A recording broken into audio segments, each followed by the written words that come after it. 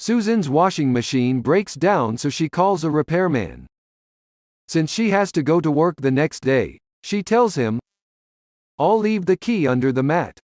Fix the dishwasher, leave the bill on the counter, and I'll send you a check. Oh, by the way, don't worry about my bulldog Spike. He won't bother you. But, whatever you do, do not, under any circumstances, talk to my parrot. I mean it. Don't talk to my parrot." When the repairman arrives at Susan's house the following day, he discovers the biggest, meanest-looking bulldog he has ever seen. But, just as she had said, the dog just lies there on the carpet watching him go about his work. The parrot, however, drives him nuts the whole time with his incessant yelling, cursing and name-calling. Finally, the repairman can't contain himself any longer and yells, "Shut up, you stupid, ugly bird."